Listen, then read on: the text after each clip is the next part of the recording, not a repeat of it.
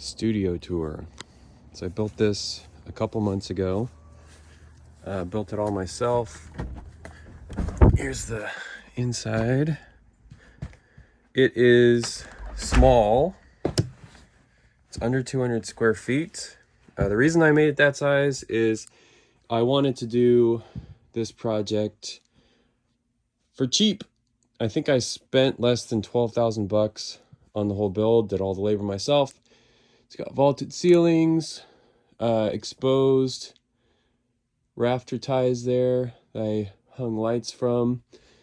Ran power out to it, installed a mini split for heating and cooling. You can see I've got music instruments because I've been getting more film scoring work. So I've got, my control surface and monitors and this whole mess up here.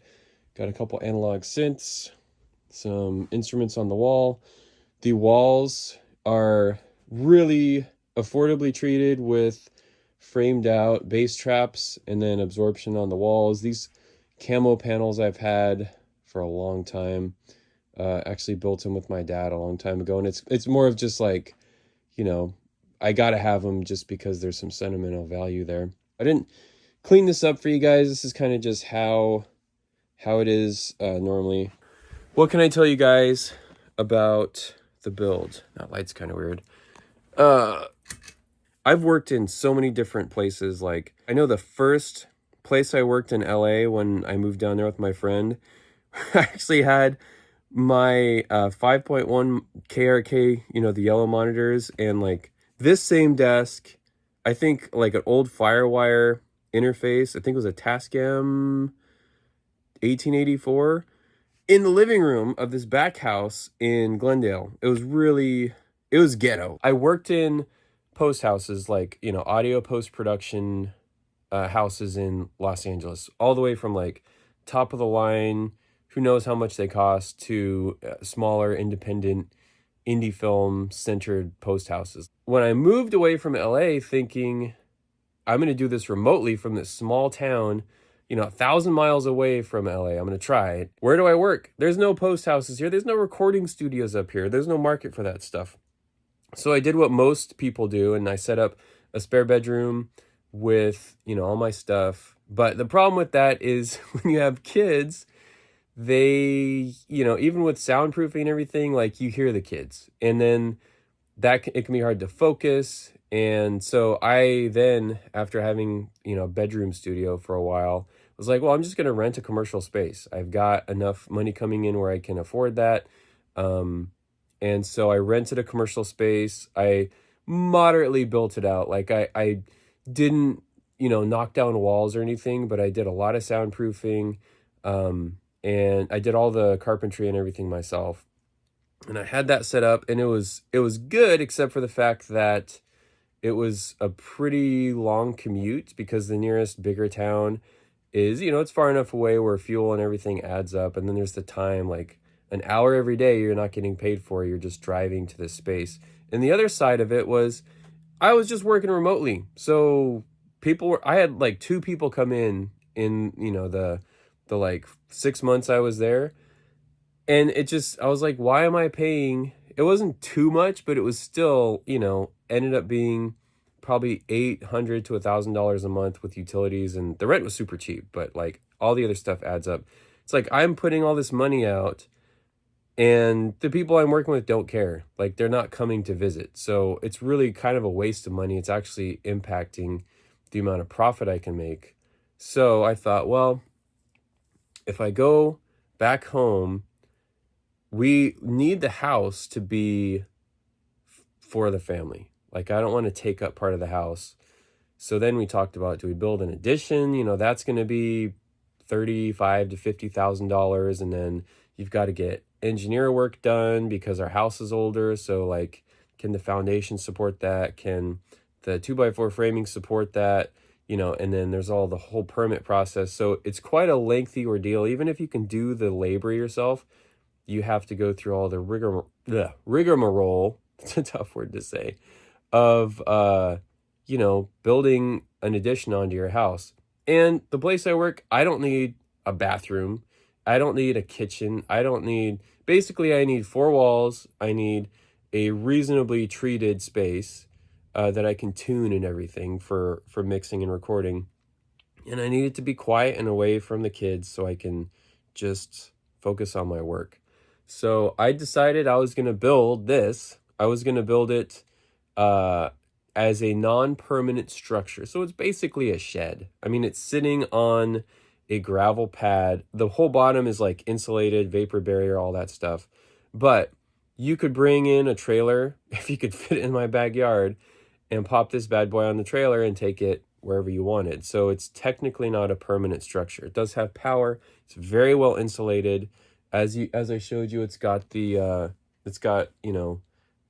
mini split that I installed myself to cool the space that works down to about like 20 degrees. When it got really cold, I had to put in a space heater here because like a heat pump, it just can't keep up with temperatures that cold, just because of the way they work. So it's a conditioned space.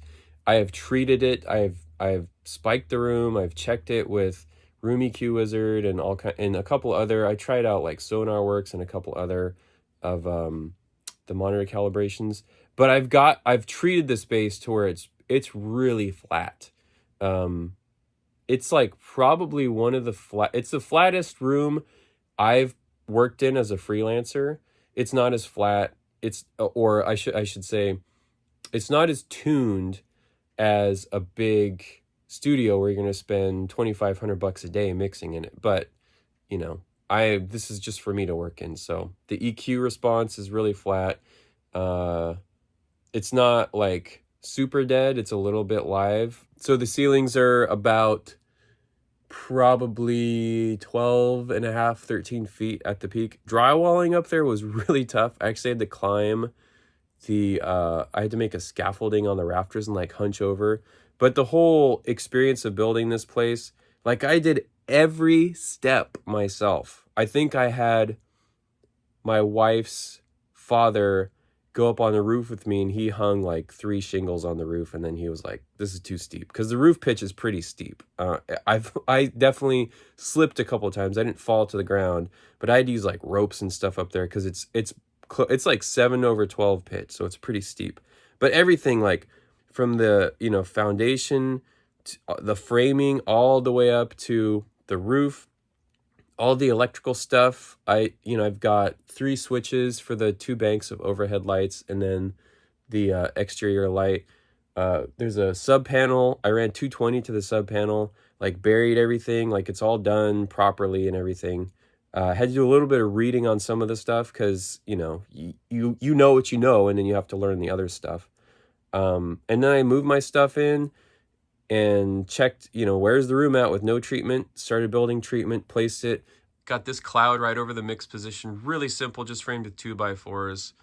And what else can I show you? So here's the lights. And I got lamps. I like lamps. I love lamp. I like lamps when I work just because it feels a little more homey. But it's not a fancy space. It's like a really basic utilitarian space. I wanted to have drums set up. If I didn't want to have drums, it'd be way more spacious. And I didn't have a couch in here before, but I like couches because people can kick back on them. My kids can come out here. I can take breaks on it. If I was in the doghouse with the missus, I could maybe sleep out here. So yeah, it's been a really cool experience. And anybody who, if you need a space to work, build it yourself. Put it in your backyard, put it in your garden, as you guys say in the UK. Having a separate structure is really nice. And yeah, it's just a good experience, like swinging a hammer and putting stuff together. I got in super good shape doing it because for probably, I don't know, a month, maybe 6 weeks, I was just out here, slinging lumber up and doing all the sheetrock, which I suck at. I've learned that sheetrock that's a skill in itself, and I didn't do a great job on that. But all the siding, trim, doors, the door, window, it was just a great experience. And so this is a humble space. This is where I work from. It's not fancy. I'm not, I don't have the blue and purple and red LEDs, and, you know, I don't care too much about the, you know, Rolls Royce aspect of where I work. I want it to be just a useful, good sounding space that's comfortable. And it's definitely that. With that, I'll see you guys on the next video. And yeah, till then.